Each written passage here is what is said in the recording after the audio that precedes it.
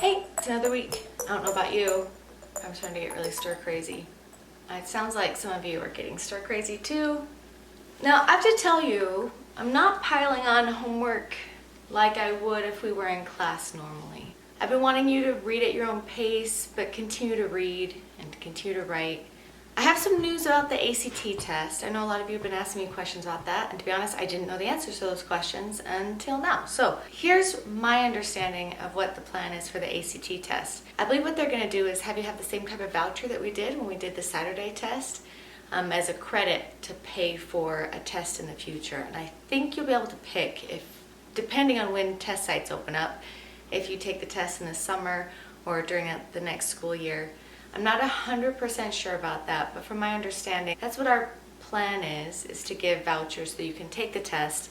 The homework today is going to be pretty light. Mostly I want you reading, and then we're going to take the paragraph that you wrote last time in class and put it on a Google Doc. If you did the homework last time in class, you were supposed to have started your own personal narrative. We just had you do the hook line and then that first paragraph using sensory details to describe where you are in the setting.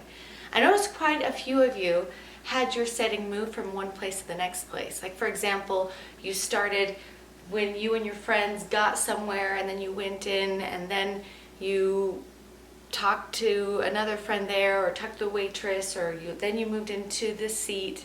And to be honest, I don't want your first paragraph to move anywhere. I want the entire first paragraph to be in one location. The moment you hit the hook line, then to say where you are and what you see and smell in that space, in that room. So try not to have your characters move from a car to a location to talk to someone else and then move to somewhere else. I want that first paragraph all in the same place. Just like in the Glass Castle, Jeanette Walls, as a 3-year-old little girl, is just standing in the kitchen for that entire first page. Try to have your character stationary for at least that first section. It helps the reader really connect to that moment. So the first part of the assignment today is I want you to take that first paragraph that you wrote. Hey, dude. So I want you to take that first paragraph that you wrote from the last assignment, and now we're going to move that onto its own Google Doc. I want to make sure that the MLA format looks correct, so I kind of started it for you, but I want you to be able to change it and adapt it. You don't have to come up with a title yet, because I usually wait to name my story until the very end. So as far as the writing goes, today all you're doing is taking that paragraph, you're going to change it up, you're going to make it better. Make sure you're focused on one location, make sure it has sensory detail. A few of you did your paragraph but didn't have sensory detail, and that was the whole point of the first paragraph, is to really explain your setting with sensory detail. I want to see it, I want to smell it, I want to, if you have something in your mouth or you have some strong smell, I want to have that description and the sound. Also making sure your header, your title, your spacing, that everything looks like it's supposed to. And then we're going to submit that piece just showing that you've transferred over to a Google Doc. Other than that, I really just want you to read today. I know you're all in different places in the novel, and so it's kind of tricky because some of you are further than this point, some of you are not quite to this point. But if you're not quite to this point, I'm going to have you jump ahead. So on page 106 of the book The Glass Castle, this is the chapter where Jeanette's dad, Rex, takes her and her family to the zoo. It's one of my favorite chapters in the book. It really shows the innocence in Jeanette's eyes, as everyone else seems to see her dad as somewhat crazy, and she still sees her dad as being this great hero, taking her on all these fun adventures. Even Brian, in this chapter, you start to notice that her own family members are starting to see the difference. Also notice while you're reading that chapter the way that he uses sensory detail to describe the cheetah, the smell of it, the look of it, the textures of it, in the tongue and the fur and the bristles. When you finish the chapter at the zoo, I want you to keep reading. After the chapter at the zoo, there's some really interesting things that happen in the next couple of chapters where you're going to start to see Jeanette start to wise up slowly and start to see her family and her dad's situation a little differently. I'd like you to read all the way until the end of Christmas. So the chapter of the zoo, and then the next chapter has a few different pieces, and then the special Christmas that Mom is planning to actually give the kids a real Christmas this year. I want you to read to the very end of that Christmas. And in today's reading log, we're just going to be taking note of the way that other people view Jeanette's dad versus the way that Jeanette views her dad, and how Jeanette is starting to change her views and seeing her dad in a different way, and how that's affecting her. So for today's homework, you're going to read for at least 20 minutes. I want you to read the entire zoo scene and hopefully until the end of Christmas, which is the end of the next chapter. The zoo scene starts on page 106. The end of Christmas ends on page 115. I know some of you are doing the audiobook and some of you are doing the PDF, so the pages are different.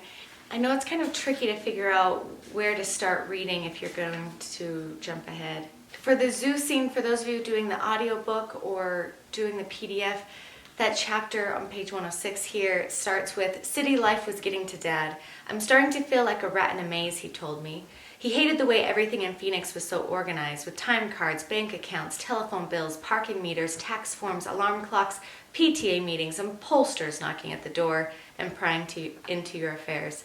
He hated all the people who lived in air-conditioned houses with the windows permanently sealed and drove in air-conditioned cars to 9-to-5 jobs in air-conditioned office buildings that he says are little more than gussied up prisons. Just the sight of those people on their way to work made him feel hemmed in and itchy. He began complaining that we were all getting too soft, too dependent on creature comforts, and that we were losing touch with the natural order of the world. Dad missed the wilderness. This is where we're starting into the chapter in the zoo. And then the Christmas chapter, as you get through, is pretty obvious when that chapter ends. That Christmas is intense and really helps you see this transition start in Jeanette's head of seeing her parents, especially her dad, a little differently. Notice that Jeanette is the only one that seems to have a positive opinion of her dad in some ways at this point. Even her brother and sisters and mom are starting to view him a little differently. Also, I know that she's not going to be mentioned too much and she's a baby, but really pay attention to Maureen's character whenever she's mentioned and how things are different for her than they are for the other Walls kids. One thing that's different about Maureen that I want you to know right now, if you haven't noticed in the text, is that she has blonde hair and fair skin, where the other Walls kids have bright red hair and lots of freckles. Just the physical difference in the look of them is going to change Maureen's life in comparison to her brother and sisters.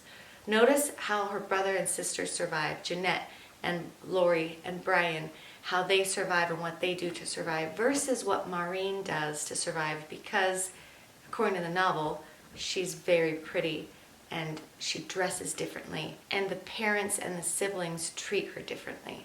That's going to have a huge effect on her in the future. So I know she's not mentioned a lot, but keep an eye on Maureen. There's some interesting things that are going to happen with her and that character as you get through the novel.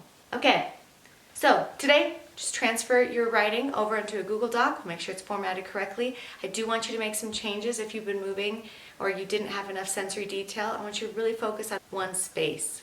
We'll start to write more for the next class. So I'd like you to read from page 106 to page 115 minimum, but I would like you to read for 20 minutes. So if you were reading that quickly, I'd like you to read a little bit longer too. But we're going to answer the questions based off of what happens at the zoo and what happens in the dumpster and what happens that Christmas from that story to that point. I have to say that I've really liked communicating with you through Canvas. It's different than teaching in real life, and I miss seeing you, and I still have a lot of people I haven't heard from. But it sounds like everybody's healthy and safe physically. A lot of you are in emotional, difficult places though. And it's been really nice for me to have conversations with a lot of you about how you're doing, and even just hearing about good things in your day or funny things that happen. It's been good for me. I'm kind of stuck home alone. My kids are transferring back and forth between houses, but it's just me and the pup on days that I make videos, and it's been nice for me even to have this social interaction with you through Canvas. So for those of you who've been communicating with me and talking back and forth, honestly, I really love it, and thank you for sticking in. And I know this is awkward and difficult, and it's sometimes really hard to just wake up in the morning, but a lot of you I notice are doing better are those of you who are keeping yourself on some kind of a schedule or have some kind of athletic routine that you do at least every day or every other day to help you get motivated and moving.